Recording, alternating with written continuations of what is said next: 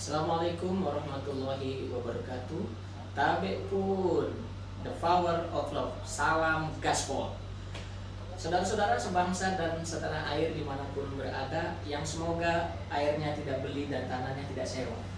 Obrolan kita pada sore hari ini adalah terkait dengan isu yang selama 2 minggu ini berlari sangat cepat dan mengejar kita. Bahkan isu ini sangat luar biasa sampai masuk ke ruang-ruang perkuliahan.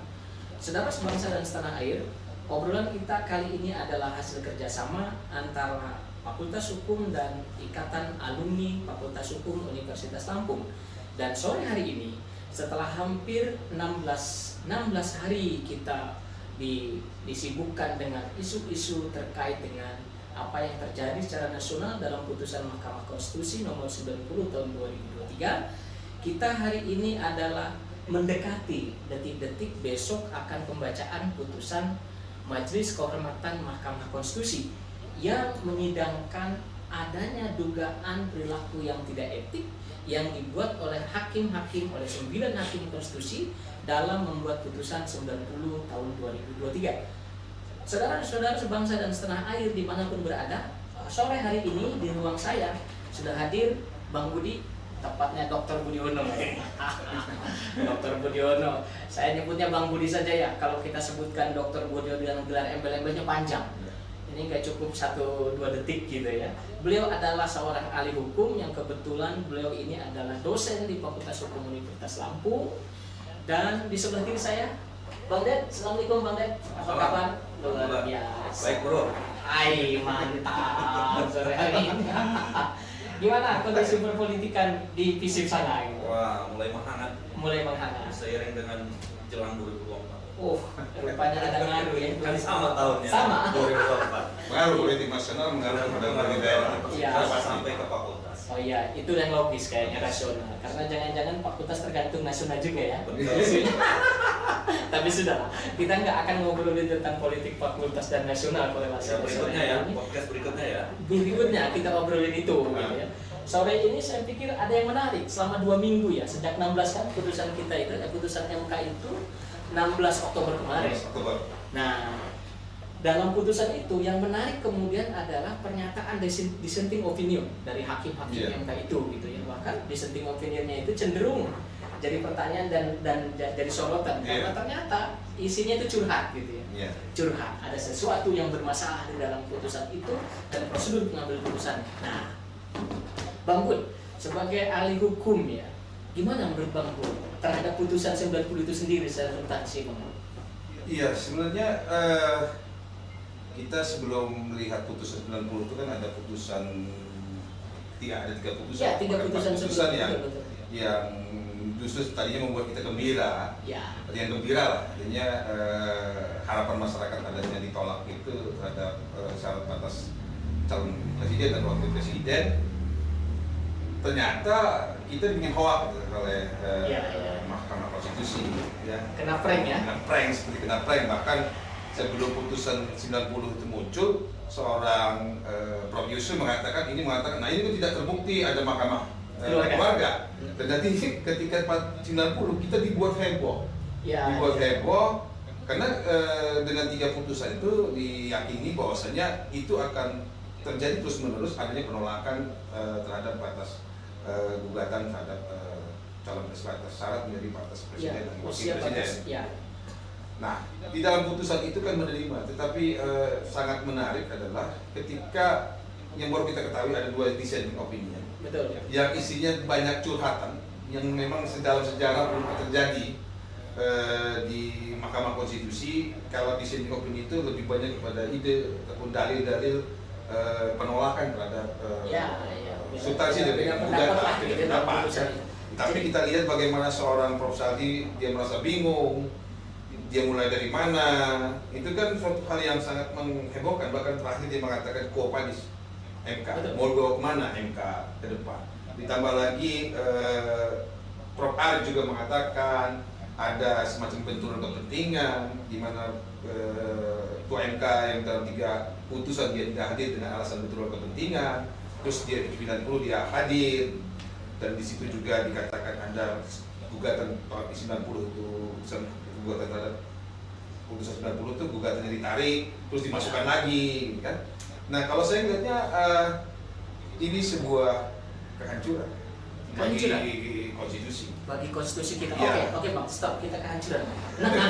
Bang Den, gimana nih melihat putusan 90 ini? Yang notabene Bang Den kan sebagai pengamat politik, akademisi yang mengamati politik kita, dari umur yang 3 putusan sebelumnya itu mengatakan bahwa 40 tahun itu tidak boleh dikurangi, dan kemudian putusan ini mengatakan 40 tahun atau berpengalaman terpilih sebagai kepala daerah yang dilakukan lewat seleksi pemilihan itu menurut Bang gimana putusan ini Pak? Sebenarnya kalau kita rame-rame soal keputusan ini ya, ini kan sebenarnya ujungnya aja. Betul. Karena kan kalau kita lihat bahwa ini kan bukan sesuatu yang tiba-tiba, karena kan Ada perencanaan ya. Ya, desain dan mungkin juga jauh-jauh hari. Karena memang tentu aja ada proses politik di dalam pemilihan ketua MK. Begitu ceritanya. Kita Karena jangan itu terlalu tidak? melihat apa yang tampak di permukaan. atau istilahnya itu di panggung depan ya, tapi harus juga lihat di panggung belakang bahwa di dalam termasuk dalam konteks praktek hukum di Indonesia ini juga ada konstelasi politik di belakangnya kan, apalagi menjelang pilpres kan, pasti desain semuanya itu dirancang gitu kan. Mungkin ada peristiwa-peristiwa pemicu sehingga kemudian akhirnya menyiapkan MK pun menjadi bagian dari skenario politik itu. Kalau kita bacanya seperti itu, dan ini semakin menegaskan bahwa memang akhirnya memang politik itu sebagai panglima di republik ini. Panglima, bukan hukum. Karena kan Bukan hukum MK kan Panglima. akhirnya MK kan akhirnya dipolitisasi. Ya, politisasi Betul, dia. dan itu sangat terang gitu ya, bahwa kelihatan bahwa politik bekerja begitu sangat tersistemik gitu ya, terstruktur Dan masif. Udah kayak ini putusan yang kita lihat dengan hasilnya seperti ini kan, bahwa apa namanya usia tidak diubah tapi kemudian ada ikutan tambahan. hukumnya. Iya. Nah ini kan kelihatan bagaimana politik bekerja di wilayah hukum, di wilayah MK, Mahkamah Konstitusi itu jadi sangat terang seperti itu. Dan nanti ya, nanti jangan-jangan gini Mas Den, Bang Den, jangan-jangan dengan klausula itu kepala desa juga itu kan dipilih secara langsung. Jadi mungkin nggak kalau itu dipakai gitu analognya gitu kan? Ya sangat mungkin. Sangat mungkin gitu. Apalagi baru 2 tahun yang kemudian calon wakil presiden ini baru 2 tahun di Solo, baru kemudian didaftarkan sebagai. Inilah ujian kan, bagi mereka yang berkuasa. Oh begitu. Kalau kita berkuasa ternyata nikmat juga ya. Iya. Kalau bisa dilanjutkan, gimana caranya kan begitu. Jadi putusan ini bisa jadi cara untuk melanggengkan kekuasaan itu atau gimana dari sisi ya, politik? ini akhirnya kita analisa bahwa memang ya, apa yang sering disampaikan para ilmuwan politik itu ya, bahwa kekuasaan itu apa namanya memberi kenikmatan kan, dan membuat orang Kekuasaan itu membuat lupa. Ya membuat lupa. Membuat lupa waktu. Bahwa ada batasnya gitu. Ternyata ini soalnya pertarungan antara kekuatan politik yang ingin terus berada di panggung politik, kalau bisa selama mungkin. Dan ada sponsornya juga kan di belakang itu. Sehingga mereka gimana? Karena ini kan ancamannya kan persoalan bahwa ada orang-orang yang ingin langgeng di dalam arena politik, termasuk mungkin di arena bisnis dan sebagainya. Ini kan panjang kan. It's okay Bang Den. Tapi dari sisi putusan MK ya, ini kan problemnya putusan MK ini kan desain yang akan muncul ke depan ini kan sangat luar biasa besarnya. Dampaknya kan akan nampak seperti itu gitu Bang Bud ya. Kalau melihat putusan MK yang sudah kadung ya, kata bahasa orang sudah kadung, kacau, masyarakat sudah melihatnya mahkamah itu jadi mahkamah keluarga, hanya desain untuk kepentingan keluarga saja gitu. Menurut Bang Budi gitu, putusan MK sendiri ini yang putus 90 mungkin nggak konsepnya itu dibatalkan bahwa putusan ini karena tadi prosedurnya segala macam itu. Ya, kalau kita lihat sebenarnya ada 2 problem di putusan MK itu, ada problem hukum dan problem etik. Ya, problem hukumnya jelas. Dari legal standingnya sudah kita tahu bahwasanya sebenarnya tidak bisa diterima.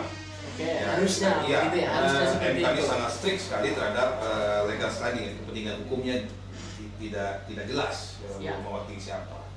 Akhirnya mewakili kepentingan dia sendiri ya. Kedua, acara gugatan yang sudah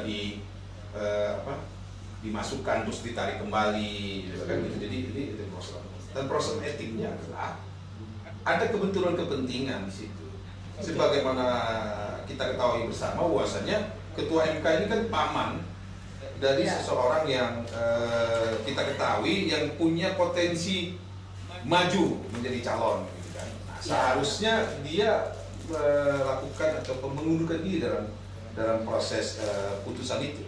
Nah, ini kan sehingga bisa dikatakan apalagi dalilnya itu cuma mengatakan bahwasannya kagum dengan seorang Gibran. Ya, Karena dia kagum sama seorang Gibran dan disebutkan langsung gitu. Betul. Dan sekarang kan Gibran posisinya sudah terpublikasi dicalonkan sebagai calon pasangan bersama dengan Iya. Tadinya saya berharap ketika putusan itu terjadi Gibran nggak maju gitu. Tapi ternyata ya ini terjadi. maju karena memang omongannya Pak Jokowi, Pak Gibran kalau dicak digitalnya kan nggak mungkin Pak anak saya Gibran itu pertama anak-anak saya tidak tertarik dengan politik, terus tapi masuk wali kota, terus Solo, Medan, terus bicara lagi bahwasannya baru 2 tahun menjabat, tidak mungkin lah, umurnya juga belum nyampe. Sip Bang, dari sisi itu ya maksud saya dari sisi aspek hukum putusan ini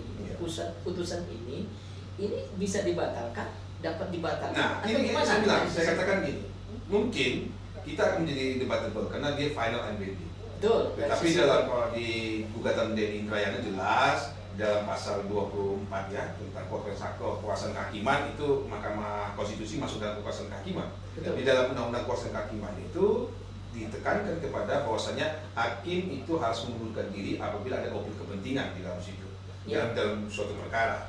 Dan seharusnya itu berlaku juga kepada MK karena putusannya tidak sah. Kalau kita bicara tidak sah secara hukum, berarti batal demi hukum. Betul. Tidak perlu ada ini, anggap putusan itu tidak ada. Cuman kan secara administrasi kan harus ada yang mencabut putusan itu. Iya. Maka yang berkembang sekarang adalah nanti kalau misalnya putusan yang kalau majelis MK itu akan terbentuk itu harusnya karena memang saya tekankan di sini artinya bahwasannya keputusan MK kemarin itu bukan keputusan hukum, tapi keputusan politik. Keputusan politik. Oke. Sip, kita cukup sampai keputusan politik.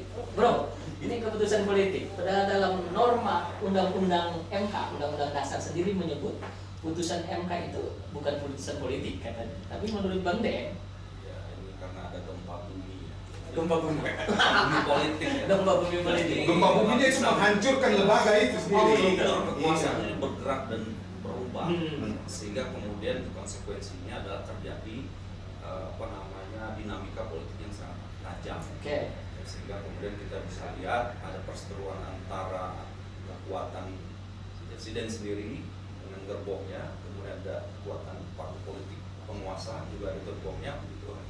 Dan kemudian ada kelompok yang lain juga gitu, yang ingin bekerja gitu kan. Ya. Sehingga kemudian tidak ada konsolidasi di antara kekuatan politik ini, lahirlah kemudian manuver termasuk ke Mahkamah Konstitusi. Jadi luar biasa ya. Di belakangnya ini sebenarnya adalah pertarungan politik yang nggak berhasil membangun konsolidasi, tidak mau terjadi kesepakatan sehingga akhirnya terjadi harus berhadapan-hadapan.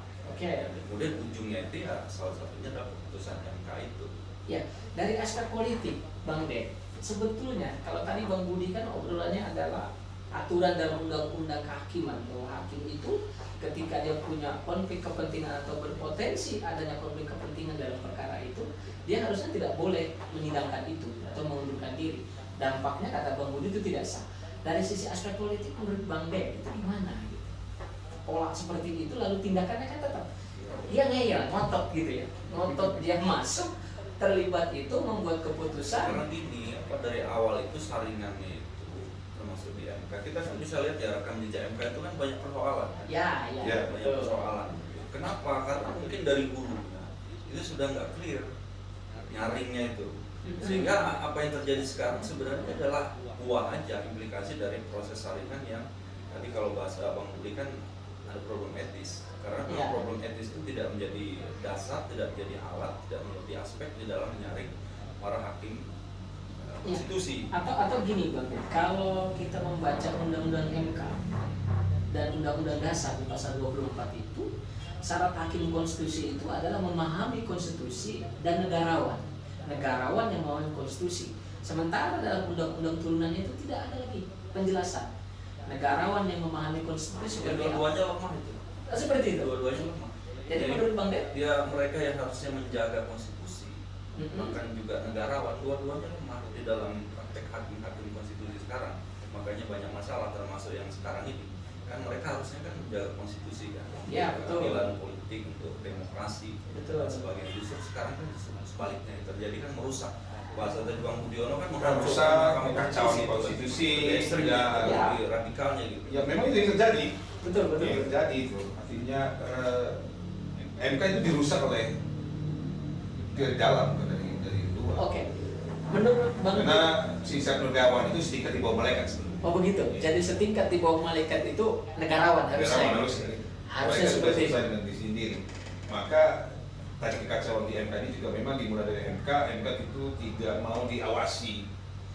Ya, padahal dia lembaga yang sangat ada lembaga pengawasnya kan? lembaga Ya, pengawasnya. justru MK itu katanya didesain sebagai pengawas. Kalau Ya. dulu kan sempat ada KY itu gitu ya, sempat KY Ya, akan memasukkan KY itu. terus dibatalkan oleh Mahkamah Konstitusi, terus dibikin undang-undang lagi, dibatalkan lagi, dan diamanatkan untuk membentuk Majelis Kehormatan Majelis Mahkamah Kehormatan. Konstitusi. Tapi sampai sekarang belum yang dibentuk, baru zaman ini baru 2 kali ya kasusnya Guntur dan terakhir yang ini. Dan ini memang keguncangannya sangat luar biasa ya menurut saya. Sehingga saya tadi bicara di kuliah juga mengatakan saya himbau kepada mahasiswa saya, mohon maaf kalau selama ini mungkin saya bohong gitu ya. Ternyata iya, saya mengatakan Rasanya itu berbohong. Gimana ceritanya? tentang constitution gitu. Taunya enggak gitu ya. Oh gitu. Bukan, malah menghancur konstitusi. Sehingga saya meminta maaf kepada Ya, Jadi kalau mahasiswa nggak saya. clear tutup aja HTN. HTN ini sudah berubah, sudah berubah menjadi hukum ketidaktataan negara. Kalau sampai ini, itu yang tetap ilmu politik paling tinggi Pak. iya. Kalau It's okay. Harus sebenarnya. kalau enggak segera hasil keputusan besok tidak pro terhadap aspirasi Iya, ini, iya. terhadap penjagaan Iya. konstitusi, deklarasi. Ya sebenarnya kan Indonesia. Indonesia setelah Oke, it's reformasi okay. kan kita Oke, Pak. harapkan MK itu kan lahir untuk Mengawal konstitusi, mengawal juga demokrasi. menutup kecacatan yang dibawa demokrasi. Demokrasi kan membawa cacat lahir ya. cacat lahir, artinya yang mayoritas itu tidak selalu yang benar. Maka Oke. dibuat konstitusi untuk Mahkamah Konstitusi untuk menyiapkan penyimbangan. Oke. Tetapi terjadi seperti Bang Rizal katakan bahwasanya ternyata teori bahwasanya politik itu harus tunduk pada hukum itu tidak terjadi. Jadi yang terjadi adalah bagaimana sekarang ini hukum harus tunduk pada politik. Dan Oke, kita Pak. harus ini Pak, Hah, gimana? sedikit ya.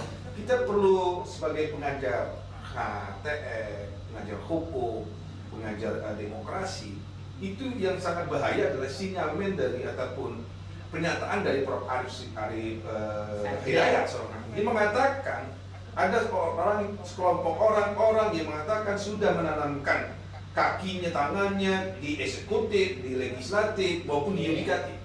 Ini sangat-sangat bahaya ke depan. Apalagi putusan MK ini yang ini kan MK ini benteng terakhir. Oke. Kalau MK sendiri kalau jebol semua. Iya, karena nggak kalau ada ini check jebol and- semua. Iya. nggak ada check and balance Jadi, lagi. jadi kalau obrolannya gitu ternyata sinyalemen Arif Hidayat akhirnya bukan cuma HTN yang bermasalah, ISIP juga bermasalah kalau begitu. Sistem politik kita sudah ini. Karena Tutup juga karena selama sama ini ini. mengajarkan merit system itu nggak terjadi.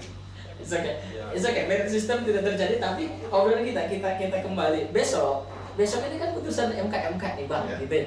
Besok itu putusan MK yang mengadili laporan sedemikian banyak. Untuk Hakim Anwar aja itu udah 16 laporan. Saldi sama Arif Hidayat itu masing-masing 4 gitu. Nah, obrolan kita sekarang pertanyaannya adalah menurut Abang sebagai orang hukum gitu, kira-kira aja Iya. dapat bocoran nggak putusannya apa itu?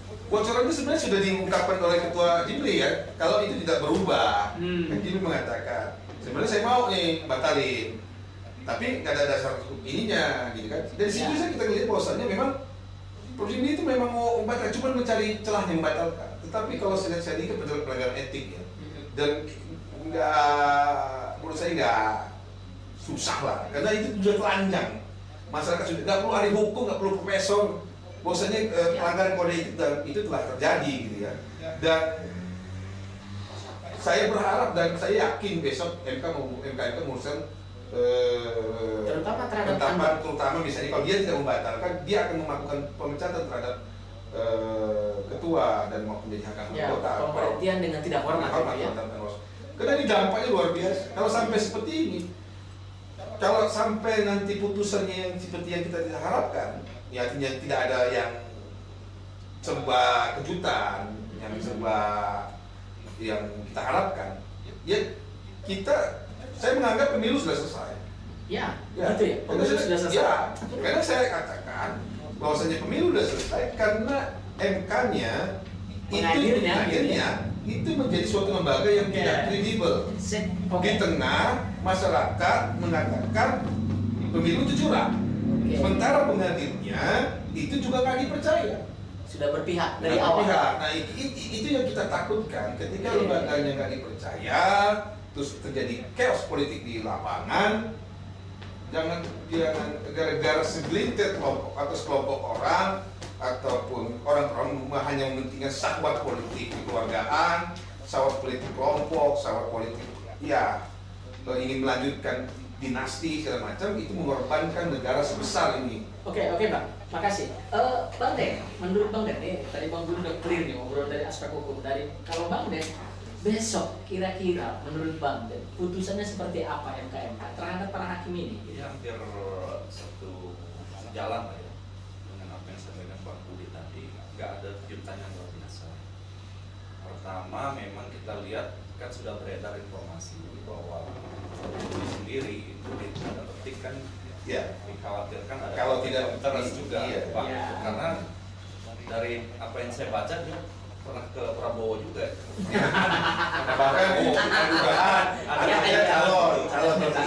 Makanya saya duga ya besok nggak ada yang luar biasa juga gitu kan. Jadi saya membaca ini memang sudah dikondisikan dari awal, kemudian saat sekarang bahkan termasuk dampak dan sebagainya juga sudah. Tapi menarik begini tadi, kalau putusan itu dia tidak membatalkan, tetapi dia mengatakan ada pelanggaran etik dalam proses putusan MK ini, saya mengatakan bahwasannya mungkin sah secara hukum, ya sampai ada yang mengatakan tidak sah, tetapi dia cacat moral. Bagaimana seorang pemimpin yang akan memimpin negara ini itu dilandasi dengan keputusan yang cacat moral, cacat etika. Bagaimana kita mengharapkan dia akan melakukan suatu perubahan, suatu perbaikan untuk Indonesia ke depan. Kalau prosedurnya saja sudah cacat moral, integritas, bagaimana itu ke depan? Itu sangat yang menurut saya bisa menjadi suatu skandal di dalam sejarah berbangsa dan bernegara kita ya. Dan kita sangat tidak harapkan itu terjadi gitu ya. Bahwasanya gara-gara sekelompok orang, sekawanan orang untuk menentukan masalah politik dan mempertaruhkan negara yang sebesar ini. Kalau soal cacat moral, gimana aja demokrasi kita sudah cacat ya? sudah dari pengukuran demokrasi global ya, Intelligence Unit ya, Freedom Institute ya, Freedom House ya. Beberapa survei internasional memang sudah memberi label ya. Demokrasi Indonesia cacat itu satu. Yang kedua, peristiwa cacatnya demokrasi kita sudah jadi rekam jejaknya sudah kelihatan. Sudah kebiasaan ya. Indeks kebebasan demokrasi cacat. Jadi sekarang ini kerusakan demokrasi yang dibuat oleh para elit politik ini sudah ini adalah salah satu yang aktual ya. Tapi bagaimana respon masyarakat sipil, respon dari masyarakat secara umum terhadap kontroversi terhadap praktek-praktek cacat demokrasi itu yang saya prihatin itu sangat rendah karena rendahnya eskalasi protes oposisi masyarakat sipil ini, maka saya memprediksi pasca keputusan ini pemilu akan tetap berjalan. Kemudian proses demokrasi kedepannya demokrasi yang cacat tetap akan berjalan, tidak ada perubahan yang signifikan. Ruhnya nggak ada. Jadi semuanya akan tetap berjalan Karena sesuai dengan skenario yang sudah disusun dari awal. Iya, putusan Ya. MK itu kan seperti kita nih bodoh lah. Masyarakat Indonesia ini bodoh gitu. Akal sehat kita tuh dijongkrokkan gitu dengan putusan MK ini. Seakan-akan kita itu ya bukan suatu bangsa yang beradab, bangsa yang bermoral. Karena putusan MK ini sudah sangat mengecewakan sekali. Karena kekuatan politik di atas itu tidak mengalami konflik yang sangat dalam. Oke. Nah, dari persoalan itu Bang Ben, kita ini kan sudah melihat peluangnya seperti apa ketika putusan besok akan dibacakan seperti apapun gitu ya. Yang jadi pertanyaan berikutnya adalah yang menarik, justru isu menarik kemudian adalah Jimli sebagai ketua MK. Jangan-jangan melanggar etik juga ketika dia mempublikasikan apa yang akan diputus. Ya, seharusnya memang ya karena mungkin Pak Jimli sudah mulai kekacauan, ngapain lagi ya ini ya, sudah abnormal. ya. Abnormal. Ya, seorang presiden juga kan nawacita, revolusi mental yang terjadi kan bukan revolusi mental, dia malah menjadikan kita mental mental autis, mental ya sudah saya ngomong gini memang sudah nggak bisa diini lagi ya. Dan nggak bisa diharapkan kondisinya. Ya kalau sampai putusan MK besok tidak memberikan suatu kejutan besar seperti Pak Ferry sampaikan, ya kita jangan mengharapkan Indonesia maju yang seperti yang digambarkan. It's okay, tidak bisa kita harapkan banyak. Karena kita akan menghasilkan pemimpin yang sangat despotis. Betul dari sisi itu gitu. Cuma obrolan kita hari ini adalah putusan MK kita harapkan seperti itu, atau pada kenyataannya Ya kita berdoa lah. kondisi seperti itu. Kalau berharap lah supaya mainnya Oke, hanya masih persoalan etis saja dan nggak ada implikasi terhadap pencabutan Putusan itu? artinya proses pemilu berjalan terus. iya, jadi Ya, dalam tapi jangan lupa, sebentar dulu. etika sudah Sebentar, Hilang. Bang Bud, Bang Den Memang ya. dalam itu Bang Hilang. Dalam.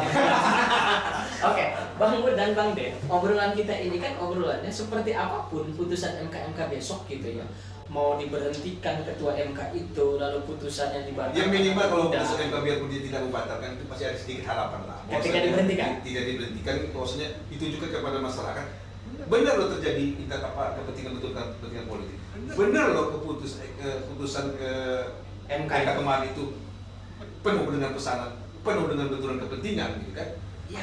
Itu walaupun sebenarnya masyarakat sudah tahu gitu, tapi Sudah dengan tahu penguatan seperti itu, putusan gitu. MK ini sedikit banyak memberikan harapan. Apalagi kalau misalnya ada pergantian di jalan-jalan hakim. Kita It's okay. baca ya, Pergantian. baca Gimana setelah jadi? yang kamu buat keputusan ya, apa yang dilakukan KPU. KPU kan mengambil langkah cepat kan. Betul. Membuat Iya. informasi buruk. Dan itu menerima Saya itu. Ya. sepakat sama Baik, Pak Dedi itu tadi, kan bahwasanya baik. memang kita kalau pakai istilah ini sistematis, terstruktur, sistematis dan masif. Artinya sistematis itu melalui perencanaan dan perencanaan gugatan, terus untuk pakai lembaga negara dalam hal ini MK untuk meloloskan dan masif itu. Kenapa? Ketika masif terjadi putusan itu kan sudah berkembang baliho-baliho yang Ya, seperti tumbuh tumbuh jamur di musim hujan. itu. Nah. Dan memang udah ada persiapan di situ, ada perencanaan. Jadi Apa solusinya? solusinya menurut Solusinya Bang cuma Den, satu. gimana? Apakah revolusi? Presiden mengundurkan diri. Presiden mengundurkan diri. Persoalannya Republik ini nggak punya sejarah. Enggak. Nggak ada catatan. Artinya gini, presiden Nggak ada mengundurkan catatan. diri bukan berarti untuk supaya pemilu ini fair, kompetisinya fair. Presiden mengundurkan Karena diri anak wakil presiden atau anaknya yang dilarang maju. mencalonkan diri. Bisa ada Ini kesempatan. udah nggak normal. Hmm. Dari awal settingnya udah nggak normal. Oke. Karena ada kekuatan yang ingin mengintervensi Betul. proses Proses demokrasi. demokrasi dan putusan hakim juga. Dan termasuk putusan menggunakan itu juga kan untuk pemilu 2024 gitu kan. Apa kalau mau mencegah ini? Boykot. Siapa yang harus diboykot? Sipil disobedient, pembangkangan sipil. Pembangkangan sipil. Nah, Siapa yang mau memulai? pertanyaannya Siapa yang mau adalah memulai? masyarakat sipil ini terkonsolidasi. Terkonsolidasi dan tidak ada leader sekarang ini yang melakukan. Saya khawatir itu enggak. Dan saya prediksi ke depan tuh nggak ada sesuatu yang luar biasa. Semua akan berjalan. Nah itulah, Pak. Semua Kalau misalnya tidak biasa-biasa saja. ada Semua pembangkangan landai-landai sipil dan saja. itu ada tidak ada leader, itu yang bisa chaos. Kemudian kelompok-kelompok sipil juga kan udah ada di belakang kekuasaannya. Iya, sudah nyaman kok hidup mereka. Kita discuss kemarin begitu MK mutusin itu yang kita dibilang kena prank. Ya, Seberapa kekuatan sipil yang bergerak? Iya. sangat kecil sekali. Kecil. Hanya Itu sebagai dibaca, itu dibaca. Tapi ini kalau kita lihat waktu penggulingan suara juga sedikit-sedikit dulu. Iya, itu Dimuncul dari ini. Kalau kita sejarah itu adalah ketika pemberian tempo terus pemecatan Hakim Hadi Handoyo. Ya. Ini persoalan hukum juga. Ya, beda-beda dikit Bang. Ini obrolannya adalah putusan MK yang kemudian apakah mungkin berdampak signifikan Jadi gini, bagaimana Pak kasus Mutadi, dan Pak Harto? Gitu. kalau kita lihat, ya sebenarnya kita nggak bisa mengenampingkan ketika ada usaha hak angket yang diusulkan DPR. Kalau putusan MK mengatakan itu ada kesalahan kepentingan politik dan ada semacam intervensi politik dari lembaga sebelah, itulah yang saya bilang hak angket ini harus bergulir. Nah, oke, kita klik dulu. Bagaimana mungkin Bang dari sisi politik, kacamata politik dalam konteks pemanfaatan hak angket? Nah, itu kan bukan presiden yang mau di. Nah, ini MK, persoalan. Bang. Kan saya bilang ada lembaga di sebelah MK yang akan melakukan intervensi. Kita jangan melihat seorang Jokowi, tapi apakah lembaga presiden terlibat dalam proses? Nah, Nah, besok kita ini makanya hak dulu. angket. Makanya saya bilang Besok hak angket ini jangan dianggap remeh. Ketika Betul, besok dari sisi- putusan MK itu mengatakan bahwasannya ada pelanggaran etis, ada betulan kepentingan di situ, dan mengungkapkan fakta-fakta bahwasannya ada keterlibatan di dalam ini, itulah masuk wilayah, bukan wilayah putusan, Nah, tetapi masuk semua wilayah. manuver di parlemen Mm-mm. itu tergantung order dari partai politik. Ya, Itu. Ini kan ya artinya kan manuver. di Indonesia ini kan apa yang nggak bisa. Apa yang nggak bisa? Iya, Tapi ini MK bisa. sebentar dulu, Bang. MK bisa. Yang terjadi seperti ini, tinggal kita besok tunggu apakah MK itu akan berani membuat putusan pemberhentian. Apa kita Maka kita dorong supaya berani. supaya berani. Pemberhentian Paling ini tidak maksimal lama. apa putusan MK itu? Kalau Ya. hanya pelanggaran etis saja. Ya, saya bilang Ya. bukan hanya sekedar lihat amar putusan, tapi kenapa sampai keluar amar putusan itu? Ketika dia lakukan pemeriksaan, kan itu bukti-bukti harus dikronologiskan. Misalnya ada intervensi Ketua Mahkamah Konstitusi terhadap putusan-putusan ini. Kita kan belum lihat, kenapa kita hanya dilihat pemeriksaan saksi-saksi Jimli Asidiki Oke. sekarang itu posisinya itu nggak terlalu orang akan memberikan kepercayaan penuh ke dia. Tidak Karena sepenuhnya. Dia, Ya. Ada cerita ya. Ya. Ada cerita Ada itu. cerita. Itu yang meragukan Ya. apakah betul. Karena dia kan menjadi komandannya tuh. Ya. Dia yang mengkomando. Iya kan kita harapkan Jimli itu kan salah satu pendiri MK. Ya, Dan harapannya harapan begitu, Bang. seperti itu. Harapannya Dan kalau dia seperti tidak itu. mengeluarkan suatu putusan seperti itu, Ada yang memberi label dia hakim yang sekaligus politis. ya kalau kita lihat persoalannya memang Pak Jimli banyak juga putusan-putusan yang ketika putusan hakim nggak mau diawasi juga kerjanya. Ya, programnya beliau gitu sih. Sejarah hakim MK itu memang nggak bisa dilepaskan dari politik. Ya, Banyak it's sekali okay. mereka yang backgroundnya politisi. Ya, memang latar Karena gini memang belakang- kalau hukum tata negara itu berdiri di atas dua kaki, politik dan hukum. Ya, Tapi maksudnya- bagaimana politik itu harus Maksudnya politik negarawan Iya. yang mengusulkan. It's okay. Bang Budi, Bang Den, kita ini udah panjang dan lebar ngobrol pada sore hari ini, kesempatan ini.